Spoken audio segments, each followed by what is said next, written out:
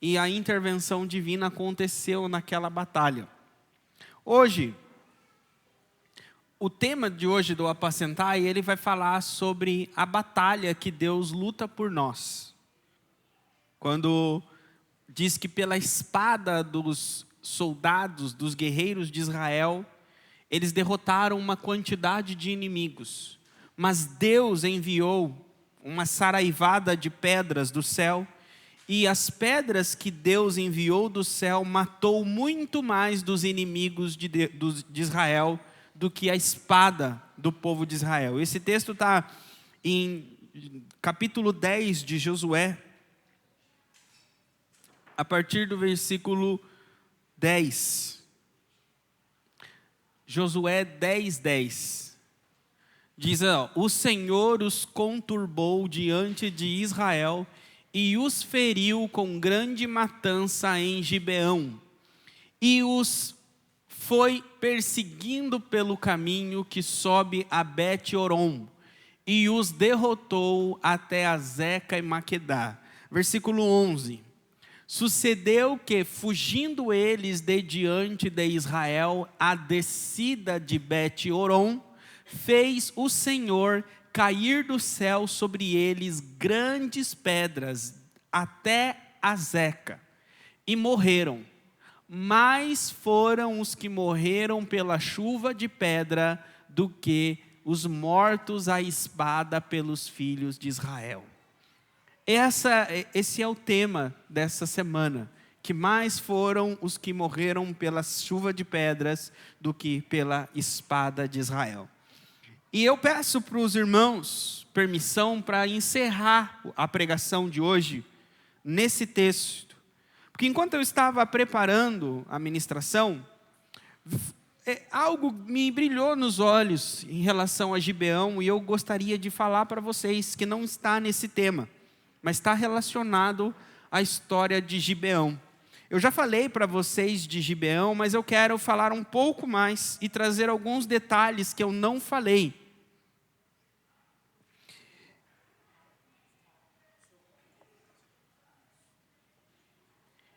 E acredito que a história de Gibeão, ela prega o Evangelho. Evangelho significa boa notícia. A boa notícia é do que Deus fez por nós. Isso é o Evangelho. O cristão, muitos crentes não conhecem o Evangelho. Muitos crentes, eles vivem na igreja, mas não sabem o que é o Evangelho. Não conhecem o Evangelho. E eles tentam agradar a Deus de todas as formas, mas não conhecem o verdadeiro Evangelho, a essência da vida cristã. E eu gostaria de hoje falar um pouco do Evangelho em Gibeão e depois encerrar com essa batalha que Deus venceu. Primeiro, eu quero que vocês entendam o contexto ali, eu já falei, mas eu vou falar de novo, e depois nós vamos passear um pouco na Bíblia. O povo de Israel estava saindo da escravidão no Egito. Deus tirou eles da escravidão e deu a eles a terra de Canaã. A terra de Canaã era a terra dos amorreus, dos heveus, dos jebuseus, dos queneus, todos esses eus, né? Esses eus, eles eram povos descendentes de Cã, neto de Noé. Se vocês forem em Gênesis capítulo 10, vai falar lá de Cã, né? Neto de Canaã. Na verdade, lá fala: maldito seja Cã. Tem um filho de Noé, né? Sem, Cã e Jafé. E quem Deus amaldiçoou é o filho de Cã, Canaã. Então, esse povo, ele é descendente dessa linhagem de Noé, da descendência de Cã. E esse povo Gibeão, ele é de um povo conhecido como Eveu. Então, os heveus que habitavam em Canaã, desse povo Eveu, saiu o povo de Gibeão. Quando o povo de Israel sai do Egito, rumo à terra de Canaã, Deus dá a eles aquela terra, por quê? Porque os povos que habitavam naquela terra haviam cometido muitos pecados naquela terra. A palavra diz que os amorreus haviam completado o limite do pecado deles e, portanto, a terra ia vomitar eles, ia expulsar eles. É como que eles vinham semeando maldade, idolatria, feitiçaria, e foram espalhando sangue, morte, destruição na terra, até que o limite do cálice da ira de Deus se encheu e chegou a hora do julgamento. Assim é um padrão que a Bíblia ensina para toda a terra. Não se brinca com Deus. Chega uma hora que a gente tem que colher aquilo que a gente planta. Então, Deus é benigno, a Bíblia ensina, que Ele é longo, tardio em irar-se. Não sei se vocês, a questão de curiosidade aqui, em Êxodo 32, fala que Moisés, ele vê a glória de Deus e fala assim: Senhor, Senhor, tardio em irar-se, longânimo. A palavra no hebraico ali que fala que Deus, ele é longânimo, a palavra significa que Deus tem um nariz grande, nariz comprido. Porque eles entendiam, né, na linguagem hebraica, que uma pessoa, quando ela estava irada, o nariz dela ficava vermelho. Então a pessoa ficava tão brava que o rosto, o nariz ficava vermelho. Então uma pessoa que tinha um nariz grande, era um nariz que demorava para ficar vermelho, né? Então diz ali que Deus, ele demora para ficar irado, demora para estender a mão como julgamento, mas chega uma hora que tem limite, né? Ou seja, irmãos, tudo tem limite, até a paciência de Deus. Até a paciência, que dirá do ser humano, né? Então, chega a hora que vem o julgamento. E Deus envia o povo de Israel como aqueles que seriam os executores do julgamento de Deus. Deus envia o povo dele através do arco, da espada, da mão do povo dele. Deus levaria o julgamento para o povo de Canaã. E quando o povo de Israel chega lá, Deus diz para eles: olha, não façam aliança com nenhum desses povos. Expulsem eles por completo. Não façam aliança, que eles não habitem com vocês, que eles não vivam com vocês, não convivam com eles, para que vocês não venham ter os mesmos costumes, comer as mesmas comidas, torcer para o mesmo time, né? Não começar a viver uma vida igual. E eles chegam e eles obedecem a Deus. A primeira cidade é Jericó, que eles destroem completamente. Depois eu contei para vocês o que passou com Ai. E aí agora vem Gibeão. Gibeão era uma das outras cidades que estava na lista. Gideão estava onde, irmãos? Na lista. Na lista para quê? Para ser destruída. Guardem bem. Gibeão estava na lista para ser destruída. E quem eram os gibeonitas? Eram heveus. E diz que os gibeonitas, sabendo que estavam na lista para serem destruídos, foram astutos e enganaram o povo de Israel. Eu contei a história para vocês na semana passada. Eles vestiram roupas velhas, pegaram uma comida velha, viajaram, chegaram lá onde estava o acampamento do povo de Israel e disseram: olha, nós não somos dessas terras aqui. Quando a gente saiu de casa, essa comida estava nova, essa roupa estava nova, faz uma aliança com a gente. Diz que Josué não consultou a Deus, Josué capítulo 9, fez uma aliança com os gibeonitas. E agora os gibeonitas não podiam ser destruídos, porque o Josué havia feito uma aliança com eles em nome do Senhor. Então, aqui vemos que os gibeonitas enganaram o povo de Israel, sim ou não? E sabe que o destino, ele é irônico. Porque os gibeonitas, eles eram do povo heveu. Os heveus, eles habitavam na terra de Canaã há muito tempo atrás, desde a época de Abraão, Isaque e Jacó. E lá em Gênesis capítulo 34, fala que tem um homem chamado Siquém. E esse Siquém, ele é heveu, assim como os gibeonitas, ele é heveu. Diz que esse homem, Siquém, o filho dele, o príncipe, né, da cidade, ele se apaixona por uma das filhas de Jacó, chamada Diná. Jacó, ele tinha 12 filhos, muitos não sabem que Jacó tinha 13. Tinha 12 homens e uma mulher. A mulher se chamava Diná.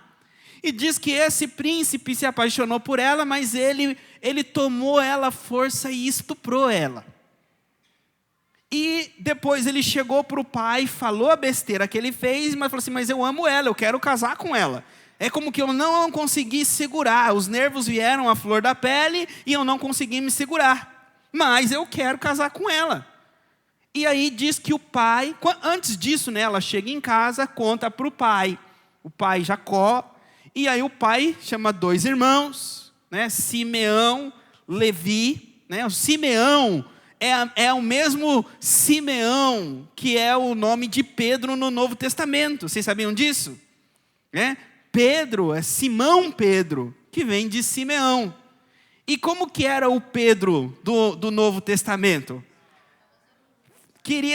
Aquele que pegou a faca e cortou a orelha do servo do sumo sacerdote. Ele era sanguíneo, estourado. E diz que o pai Jacó chamou Simeão, Levi, e contou, olha, o povo lá, os heveus, fez isso com a sua irmã, estuprou a sua irmã. E diz que eles ficaram muito bravos e queriam vingança. Mas os heveus, eles eram poderosos e eles eram dos povos daquela cidade. Eles tinham aliança com os amorreus. Então Jacó não podia ir para uma batalha ou uma disputa de força. E aí diz que o rei, né, veio lá de Siquém conversar com Jacó e falou, olha, meu filho fez isso com a sua filha, né, me perdoa e tal, mas vamos juntar, vamos unir os nossos povos, que o seu filho case com a minha filha, né, se torne a princesa ali dos heveus. E Jacó fala assim, não, né, aí os irmãos de Jacó, de Diná, né, falam assim, não, mas nós somos um povo, a gente é um povo separado por Deus, nós somos circuncidados, todos os homens passam pelo processo da circuncisão, né, que seria, como eu falei para vocês, da fimose. Então não tem como nós não nos unirmos a vocês, se vocês não forem circuncidados. E eles disseram, não, tá bom, a gente faz a circuncisão. E diz que os heveus, eles se circuncidaram todos os homens, ou seja, fizeram a cirurgia do prepúcio em todos os homens.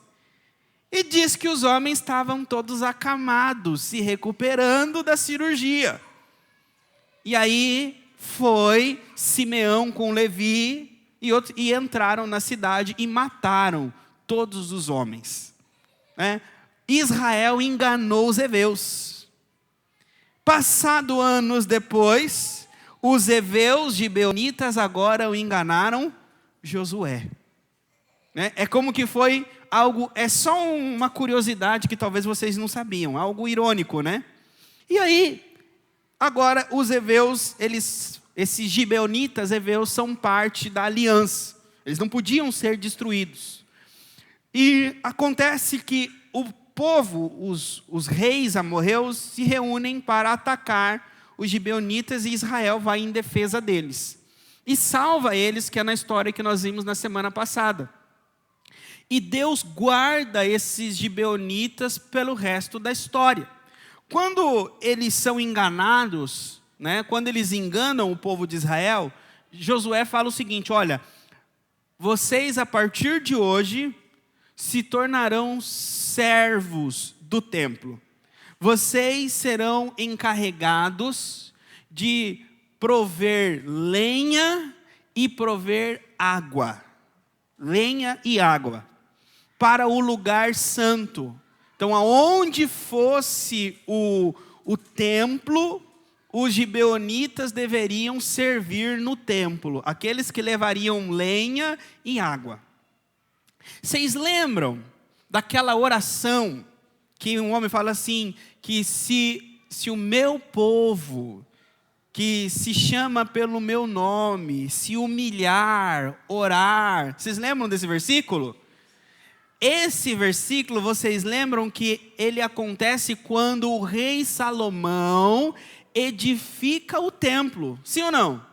Vocês lembram disso? Vocês sabem aonde que estava esse templo?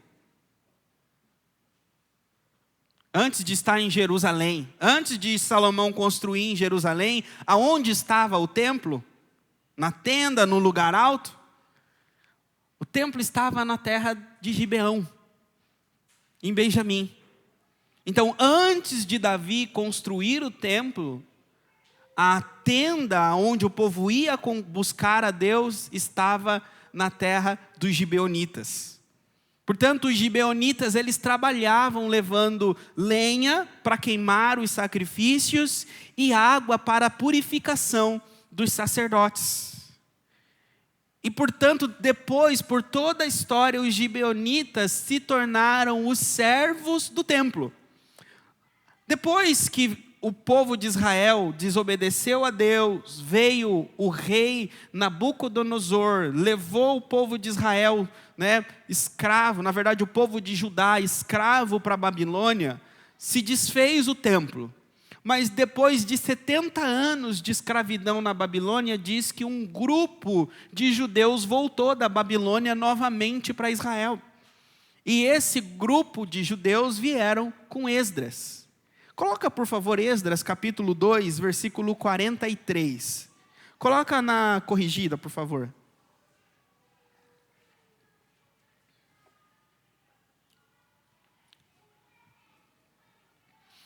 Esdras 2, 43. Pode colocar na corrigida.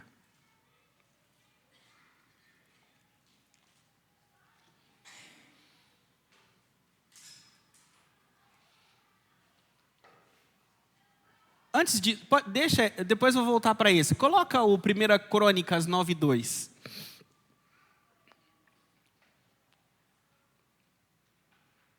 Os primeiros habitadores que moravam nas suas possessões e nas suas cidades, ou seja, os primeiros que voltaram da Babilônia e retomaram, repovoaram Judá, Jerusalém, as cidades, ele vai falar, foram os israelitas, os sacerdotes, os levitas e os netineus, significa os dados, os consagrados.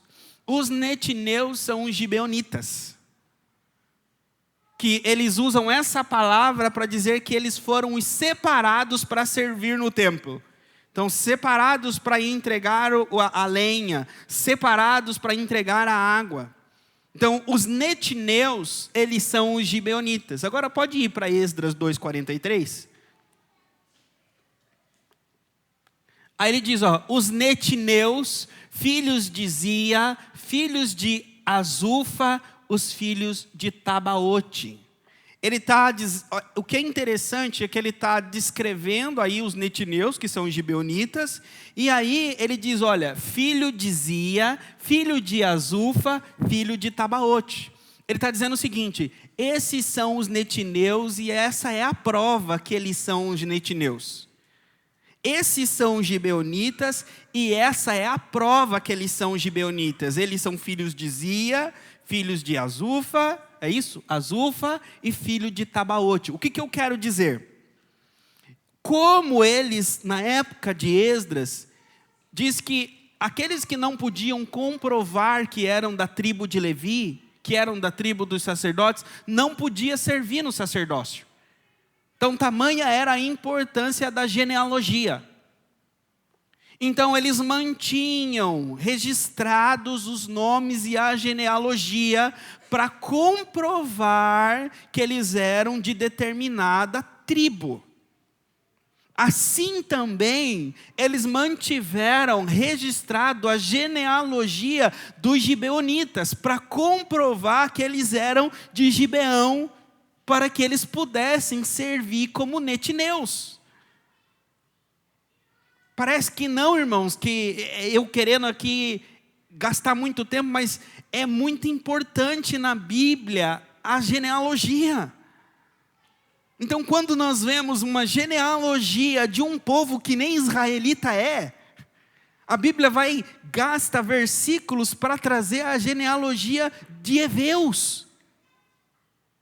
Qual tamanha importância desses heveus de ter a genealogia deles registradas por Esdras? Por quê? Porque eles eram os escolhidos para servir no templo. Agora, onde está a graça aí? Onde está o evangelho? Agora eu vou começar a aplicar o evangelho para vocês. O evangelho significa boa notícia. A história dos gibeonitas é a nossa história. Os israelitas é o povo que Deus escolheu. Deus escolheu Abraão e disse que, olha, de ti eu farei uma grande descendência. E o povo de Abraão é o meu povo. Sim ou não? E aí disse, olha, em ti serão benditas todas as famílias da terra. Então, o povo de Deus, né, de sanguíneo, a nação, são os israelitas. É o povo da Bíblia. Só que os outros povos, Deus sempre quis abençoar os outros povos através do povo dele. Deus disse, olha, em ti serão benditas todas as famílias da terra. Israel era para ser luz para as outras nações. E aí nós vemos que quando Jesus veio, ele diz primeiro que ele veio para as ovelhas perdidas da casa de Israel. Teve uma vez que Jesus saiu fora dos territórios de Israel, que ele expulsou um demônio de uma mulher que era cananeia. E ele ainda disse para ela que não era certo tirar o pão dos filhos e lançar aos cachorrinhos. Mas ela disse, olha, eu não preciso do pão, as migalhas que caem. O que Jesus estava dizendo para ela é o seguinte, olha, eu não vim primeiro para os cachorrinhos, eu vim para os filhos. Mas ela fala, Senhor, mas só um milagrezinho para mim. E Jesus ouve ela. Mas Jesus estava dizendo depois para os discípulos, agora vocês saiam. Vocês saiam de Jerusalém, Judeia, Samaria, até os confins da terra. Agora, depois que o povo sai, ele traz o povo para, vamos dizer assim, traz os outros povos. A Bíblia chama de gentios, não é? E esses gentios agora fazem parte do povo de Deus. Em Romanos, Paulo usa a linguagem para falar que Israel é a oliveira de Deus, é a árvore, e nós fomos enxertados, ou seja, fomos colocados nessa árvore. Qual é a relação do evangelho com os gibeonitas? Assim como os gibeonitas estavam na lista da... Esqueceram o que eu falei? Qual era a lista que os gibeonitas estavam? Da destruição, não estava? Eles iam entrar na terra prometida e o nome deles estava o quê? Destrói, deleta. E antes de Jesus morrer na cruz, nós estávamos em qual lista? Éramos gibeonitas, não era? Ou seja, cada um de nós éramos gibeonitas. Destrói. Por quê? Por causa dos nossos pecados. Devido ao aumento do pecado, da iniquidade, não só todos aqueles que não estão em Cristo, eles serão condenados pelos seus pecados. Porque é somente em Cristo que nós recebemos o perdão dos pecados. Então, como gibeonitas, nós estávamos destinados à condenação. Mas, através de Jesus, e nenhum de nós enganou Jesus como gibeonitas. Mas Jesus morreu por nós e fez de nós um povo, filhos de Deus e também servos. Não somos sacerdotes? Assim como os gibeonitas levavam água e levavam madeira. Agora a Bíblia diz que nós somos sacerdócio real.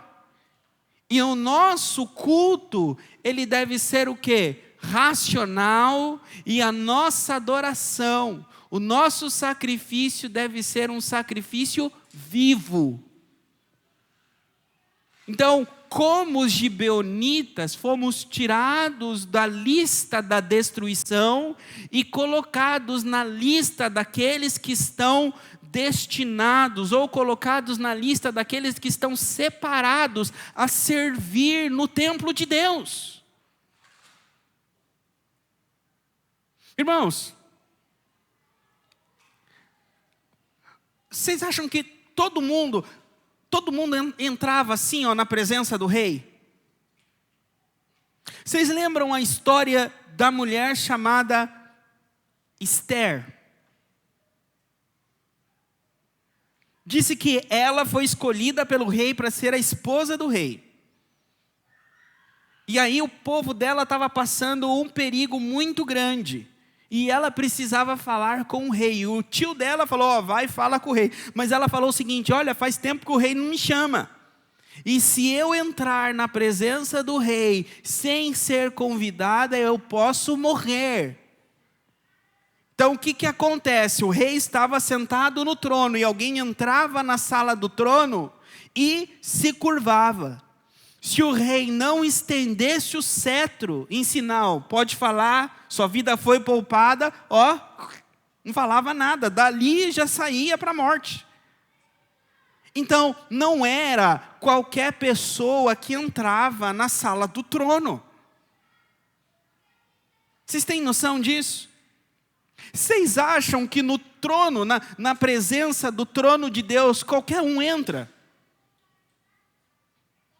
Vocês acham que no último dia, quando Jesus voltar, ou no milênio, qualquer pessoa vai entrar na presença do trono de Deus? Ou vocês acham que a igreja, nós temos algo especial que outros não têm?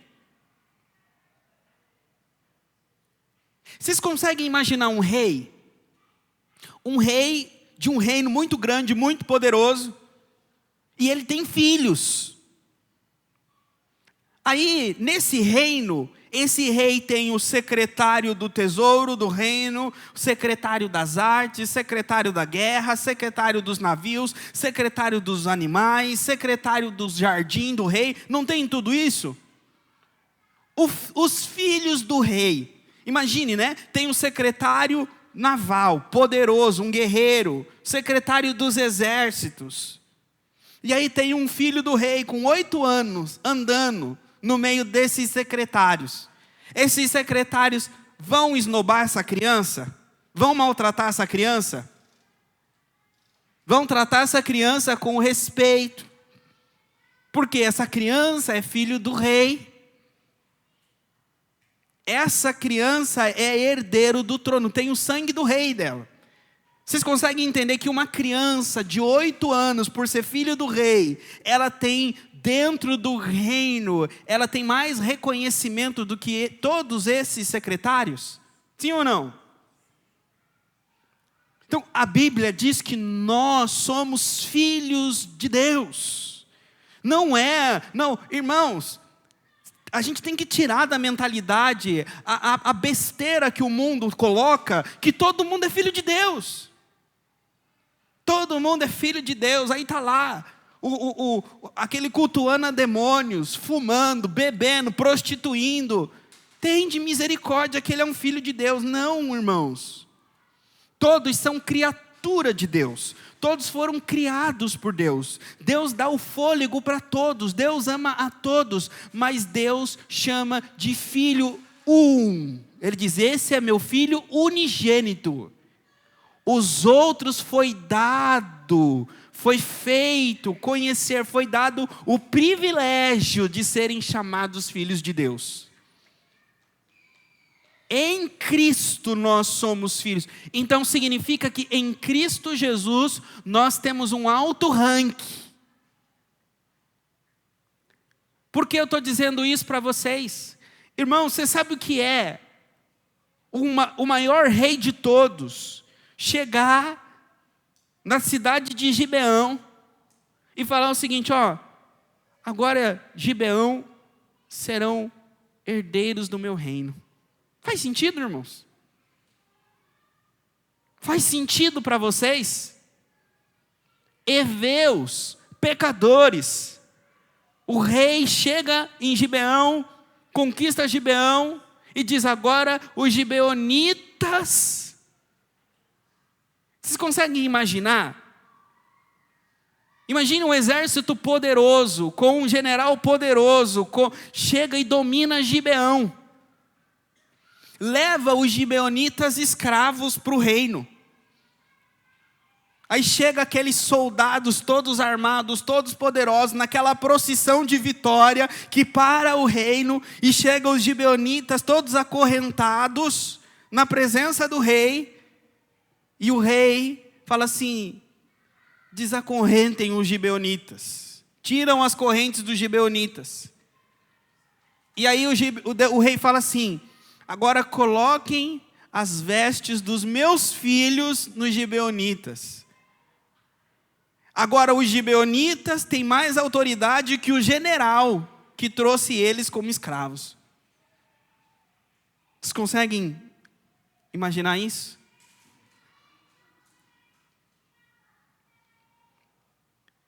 Aí esse rei conquista o amor e a lealdade dos gibeonitas para sempre. O rei perdoou os gibeonitas, entregou o reino para os gibeonitas e fez dos gibeonitas herdeiros de tudo que tem no reino. Comam o que vocês quiserem, tudo que tem neste reino é de vocês. E vocês vão fazer o quê? Vocês vão proclamar, vocês vão servir a este reino. Vocês conseguem entender como os gibeonitas a gente fala assim, ó meu Senhor, ó meu Pai, a partir de hoje, tudo que você pedir eu faço. Eu levo o teu nome, a tua glória para onde eu for. Se for para ir para a guerra, eu vou. Se for para lavar os pratos, eu vou.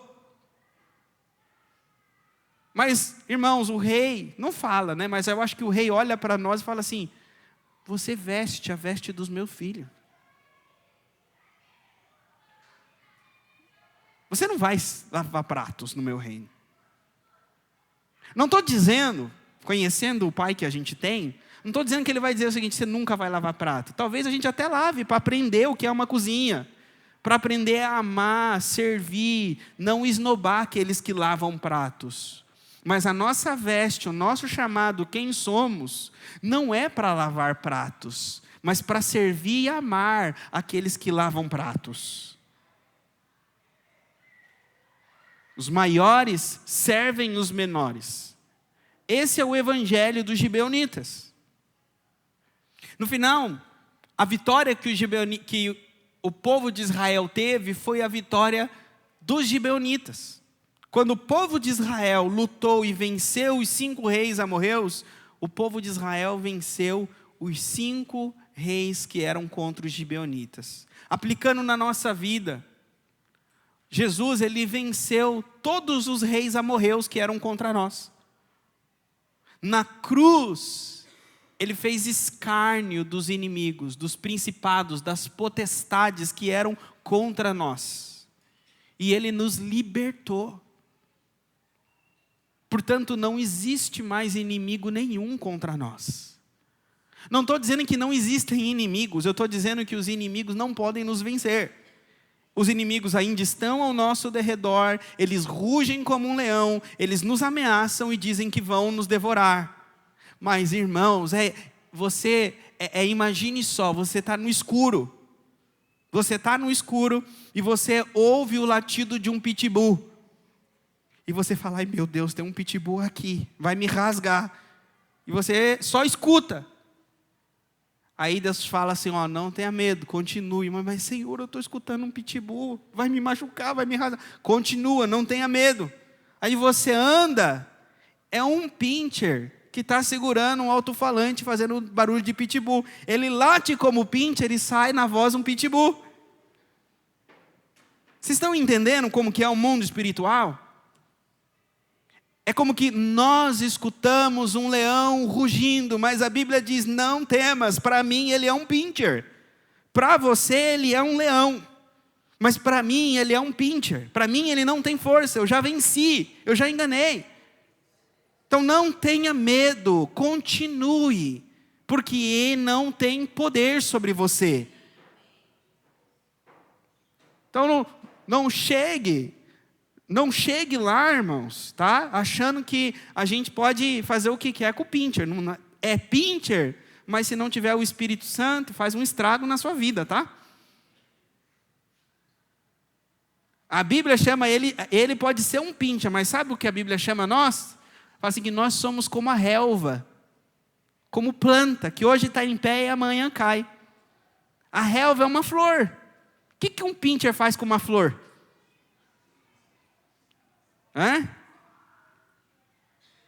Somos ovelhas. E a Bíblia chama eles de lobos. Portanto, ainda como ovelhas, pela fé, nós afugentamos os lobos. Tenham fé, confiem, que a vitória é de vocês. Vocês lutam com uma espada, e Deus envia as pedras do céu. E aqui eu termino dizendo para vocês, o povo de Israel não esperava vir pedras do céu. Simplesmente continuou lutando, perseguindo o inimigo. E eles olharam e viram as pedras vindo. Ou seja, as pedras é como que foi um plus. É como que vocês vão lutar a luta de vocês, a batalha de vocês, e vocês não vão nem esperar. Vocês não vão nem ver, é como que não havia expectativa do povo de Israel aquelas pedras. Deus não prometeu, falou assim, olha, esperem que às 16 horas pedras cairá do céu e eu vencerei os seus inimigos. Deus falou isso? Não. Deus só disse, não temas e vá à luta. Agora o resto é comigo. É a mesma coisa, irmãos, não temas, regaça as mangas e vai fazer o que você tem que fazer.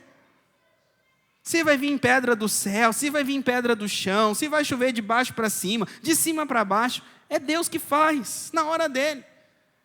Mas você não vai nem, você fala assim, eu não tinha expectativa nenhuma, quando eu olhei na minha conta eu vi um milagre, eu não tinha expectativa nenhuma, quando eu vi no meu celular a porta abriu. É assim que Deus faz. No final do dia, irmãos, essa semana eu precisava de uma reunião, para agendar essa semana, irmãos. E eu fiz, e no meu celular, para fazer o relatório para a empresa, eu tenho um aplicativo que conta cada ligação que eu faço. Irmãos, foi a última ligação do dia. A hora que eu fiz a última ligação, a pessoa atendeu. Eu já liguei porque eu estava lá na semana para ligar, mas sabe aquela pessoa que eu estou ligando faz 3 meses, não atende. Mas eu tinha que ligar. Aí liguei, era a última do dia. Eu falei assim, eu vou ligar porque só para cumprir tabela, né? Liguei, atendeu. Lembrou de mim, falou assim, pode marcar. Foi a última do dia. Falei, Jesus, muito obrigado. Às vezes, se a gente desanima e fala assim, é só para cumprir tabela, não vou nem fazer. Não, irmãos, vai até o fim. Vai até o fim que as portas se abrem. Não desistam. Amém? Vamos orar? Coloca a mão no coração. Senhor, eu quero orar pelo teu povo, Senhor. Colocar diante de ti cada um deles. O Senhor sabe o que eles têm passado, o que eles têm vivido, Senhor. E em nome de Jesus, toca, Senhor. que essa palavra que disse que como Gibeão nós fomos escolhidos, separados para ser teu povo, enche-nos de ti, enche-nos do teu Espírito, Senhor, para que sejamos mais do que vencedores, aonde quer que andemos, aonde quer que passemos, para a glória e honra do nome de Jesus. Amém. Amém. Irmãos, eu gostaria, vamos ficar em pé, irmãos? Quero fazer um momento de oração. Os irmãos que estão com enfermidades, os irmãos que estão precisando de uma oração, talvez essa semana vão passar por alguma situação que querem uma oração específica, podem vir à frente, irmãos. Ou você está um pouco desanimado, um pouco triste. Amém? Ninguém, irmãos? Já vou ir rápido, hein? Amém. E eu vou começar a olhar o rosto de vocês. Se não vir no domingo de semana me mandar mensagem no celular, eu vou perguntar, irmão, no domingo você já estava essa necessidade ou foi depois? Senão não vou orar, irmãos, de semana. Se você podia ter vindo aqui e não veio, brincadeira, irmãos. Venham à frente. Glória a Deus. Venham mais para cá.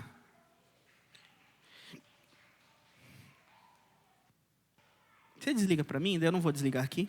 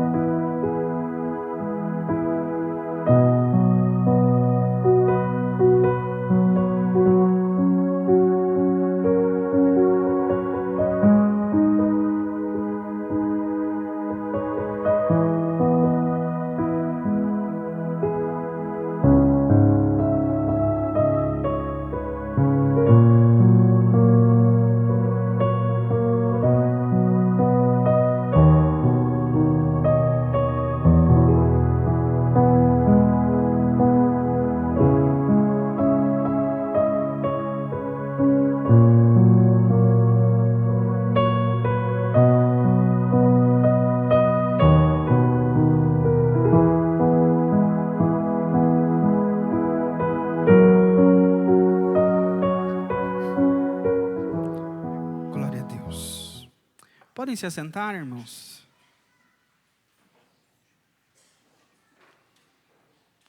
Vamos organizar a nossa contribuição, nossos dízimos. Irmãos que se prepararam para dizimar hoje, venham à frente, por favor. Amor, pode, meu dízimo, por favor, fica aqui na frente.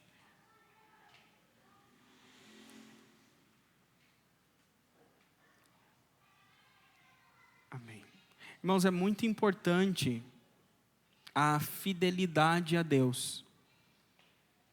Ter fidelidade é ter compromisso. Eu ensino vocês aqui muito mais do que o dízimo.